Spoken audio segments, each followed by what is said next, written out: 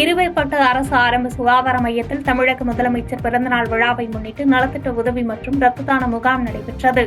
தமிழகம் முழுவதும் திமுகவினர் தமிழக முதலமைச்சர் மு க ஸ்டாலின் பிறந்தநாள் விழாவை முன்னிட்டு பல்வேறு நலத்திட்ட உதவிகள் வழங்கி வருகின்றனர். அவ்வகையில் விழுப்புரம் மாவட்டம் இருவேற்பட்டு அரசு ஆரம்ப சுகாதார மையத்தில் முதலமைச்சரின் பிறந்தநாளை முன்னிட்டு கள்ளக்குறிச்சி கிழக்கு மாவட்ட திமுக சார்பில் நடைபெற்ற இந்நிகழ்ச்சியில் சுமார் 100 கர்ப்பிணி பெண்களுக்கு நலத்திட்ட உதவி மற்றும் ரத்த தான முகாமை மாவட்ட செயலாளர் உதயசூரியன் துவக்கி வைத்தார். இதில் ஏராளமான திமுகவினர் பங்கேற்று ரத்த தானம் செய்தனர். இந்நிகழ்ச்சியில் உளுந்தூர்பேட்டை சட்டமன்ற உறுப்பினர் மணிகண்ணன், ஒன்றிய செயலாளர் சந்திரசேகர், ராஜீவ்காந்தி உள்ளிட்ட திமுக நிர்வாகிகள் மற்றும் கர்ப்பிணி பெண்கள் 100க்கும் மேற்பட்டோர் கலந்து கொண்டனர்.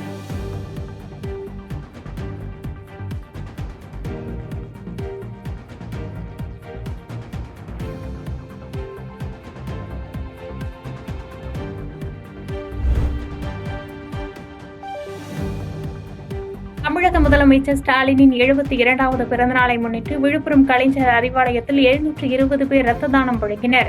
தமிழக முதலமைச்சர் ஸ்டாலினின் 72வது பிறந்தநாளை முன்னிட்டு திமுகவினர் பல்வேறு நிகழ்ச்சிகளை நடத்தி வருகின்றனர்.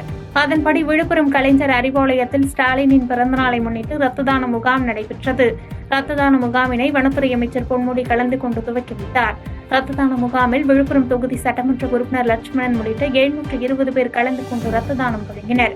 ரத்த தானம் வழங்கும் முகாமில் வனத்துறை அமைச்சர் பொன்முடி, தமிழ்நாட்டின் நலன்களையும் எதிர்காலத்தையும் யாருக்காகவும் எதற்காகவும் விட்டுத்தர மாட்டோம் என்றும், தமிழ்நாட்டின் உரிமைகளுக்காக ஒன்றுபட்டு போராடுவோம், தமிழ்நாடு போராடும் வெல்லும், இதுதான் ஒரே இலக்கு என்ற உறுதிமொழியை கூற அனைவரும் ஏற்றுக்கொண்டனர்.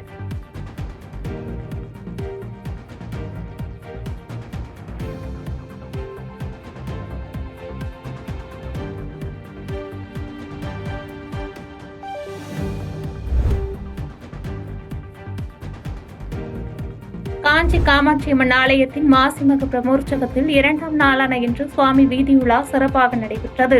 சக்தி பீடங்களில் ஒன்றான காஞ்சி காமாட்சியம்மன் ஆலயத்தில் மாசிமக பிரமோற்சவ விழா நேற்று காலை கொடியேற்றத்துடன் தொடங்கியது. இன்று 2ஆம் நாள் காலை திருக்கோயிலிலிருந்து காமாட்சியம்மன் லட்சுமி சரஸ்வதியுடன் திருக்கோயிலை வலம் வந்து மகரம் வாகனத்தில் எழுந்தருளினார். காஞ்சியின் 4 ராஜ வீதிகளில் இரட்டை கொடியுடன் நாதஸ்வரம் மேலதாளம் முழங்க வீதிகளில் வலம் வர பக்தர்கள் அம்மனை தரிசித்து இறையருள் பெற்றனர்.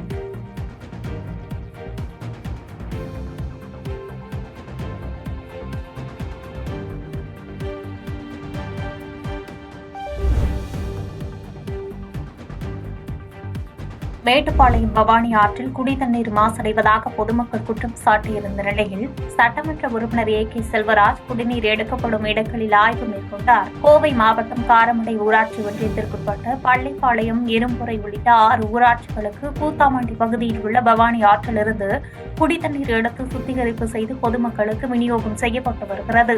இந்நிலையில் இந்த ஊராட்சிகளில் வழங்கப்படும் குடிதண்ணீர் மாசுபட்டு வருவதாகவும் குடிநீரில் துர்நாற்றம் வீசுவதாக பொதுமக்கள் குற்றம் சாட்டினர். இதையறிந்த மேட்டுப்பாளையம் சட்டமன்ற உறுப்பினர் கே செல்வராஜ் ஊராட்சிகளுக்கு குடிதண்ணீர் எடுக்கும் கூத்தாமண்டி நீரேற்று நிலையம் மற்றும் சுத்திகரிப்பு நிலையத்தை ஆய்வு மேற்கொண்டார். சுத்திகரிக்கப்படும் தண்ணீரின் தரம் குறித்து தண்ணீரை குடித்து சோதனை செய்தார். அப்போது அங்கு வந்த பொதுமக்கள் குடிதண்ணீர் தொடர்ந்து மாசடைந்து வருவதாக குற்றம் சாட்டி முறையிட்ட நிலையில் விரைவில் துறை சார்ந்த அதிகாரிகளிடம் பேசி அதற்கான ஏற்பாடு செய்ய நடவடிக்கை எடுப்பதாக உறுதியளித்தார்.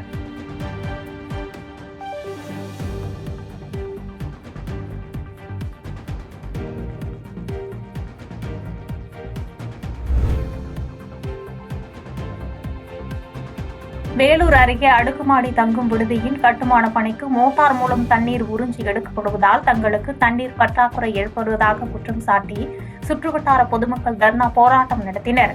வேலூர் அடுத்த பெருமுகை ஊராட்சிக்குட்பட்ட பிள்ளையார்குப்பம் பகுதியில் 250 படுக்கை வசதியுடன் கூடிய அடுக்குமாடி தங்கும் விடுதி கட்டப்பட்டு வரும் நிலையில் கட்டுமான பணிக்கு அருகில் உள்ள ஏரியிலிருந்து மோட்டார் மூலம் தண்ணீர் எடுத்து வருகின்றனர்.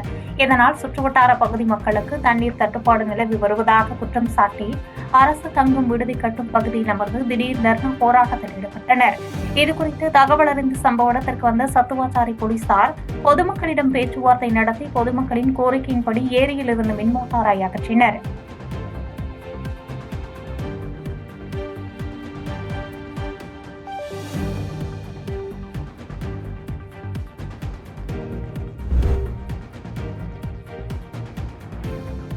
கீழ்பெண்ணாத்தூரில் வட்ட அளவில் நடைபெற்ற விவசாய குறைதீர்ப்பு கூட்டத்தில் வட்டாட்சியர் அலுவலகத்திற்கு செல்வதற்கு நேர்வழி ஏற்படுத்த வேண்டும் என்று விவசாயிகள் கோரிக்கை வைத்தனர். திருவண்ணாமலை மாவட்டம் கீழ்பெண்ணாத்தூர் ஒருங்கிணைந்த வேளாண் அலுவலகத்தில் வருவாய் கோட்ட அலுவலர் செந்தில்குமார் தலைமையில் விவசாய குறைதீர்வு கூட்டம் நடைபெற்றது. இதில் கிராமங்களில் உள்ள பல்வேறு விவசாய குறைபாடுகள் குறித்து விவசாயிகள் கோரிக்கை மனு வாக்களித்தனர். மேலும் வட்டாட்சியர் அலுவலகம் அருகே பேருந்துகள் நிறுத்தப்படுவதில்லை என விவசாயிகள் குற்றம் சாட்டியதோடு கிராமத்திலிருந்து அலுவலகம் வர நேர்வழி ஏற்படுத்தி தர வேண்டும் என்று கோரிக்கை வைத்தனர்.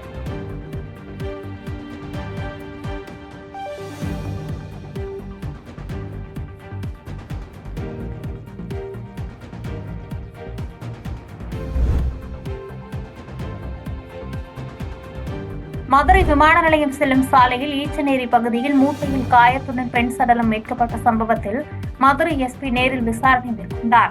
மதுரை விமான நிலையம் செல்லும் சாலையில் உள்ள தனியார் விடுதிக்கு எதிர்ப்புறம் ஈச்சநேரி பகுதியில் மூட்டையில் மனித உடல் இருப்பதாக பெருங்குடி காவல்துறையினருக்கு அப்பகுதி மக்கள் தகவல் தெரிவித்தனர். தகவல் அறிந்து அங்கு வந்த பெருங்குடி போலீசார் தடயவியல் துறையினருக்கு தகவல் தெரிவித்ததன் பெயரில் சம்பவ இடத்தில் நேரில் வந்து ஆய்வு மேற்கொண்டனர். தொடர்ந்து மதுரை மாவட்ட காவல் கண்காணிப்பாளர் அரவிந்த் நேரில் ஆய்வு மேற்கொண்டு விசாரணை செய்ததில் மீட்கப்பட்ட உடல் 35 வயது மதிக்கத்தக்க பெண் என்றும் உடல் அழுகிய நிலையில் காணப்படுவதால் யார் என கண்டுபிடிப்பதில் சிரமம் உள்ளதாக தெரியவந்தது. இதைத் தொடர்ந்து சுற்றுவட்டார பகுதிகளில் உள்ள காவல் நிலையத்தில் காணாமல் போனவர்கள் குறித்து விசாரணை மேற்கொள்ளப்பட்டு வருவதாக காவல்துறையினர் தெரிவித்துள்ளனர்.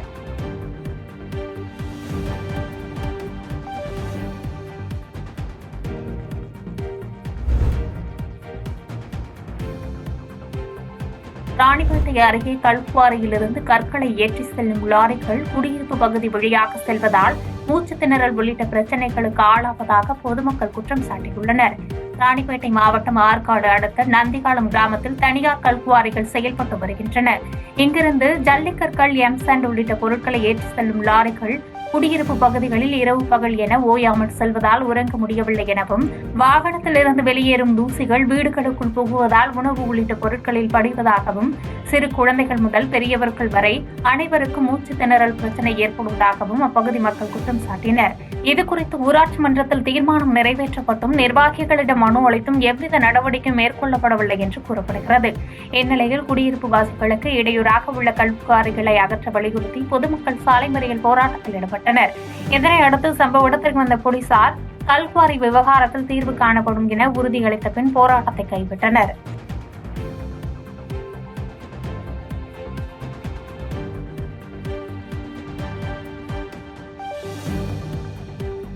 பாதகம் செய்பவரை கண்டால் நாம் பயம் கொள்ளலாகாது பாப்பா. மோதி மிதித்துவிடு பாப்பா, அவர் முகத்தில் உமிழ்ந்துவிடு பாப்பா. அண்மை செய்திகளை உடனுக்குடன் தெரிந்து கொள்ள இணைந்திருங்கள் எம் நாடு தொலைக்காட்சியுடன்.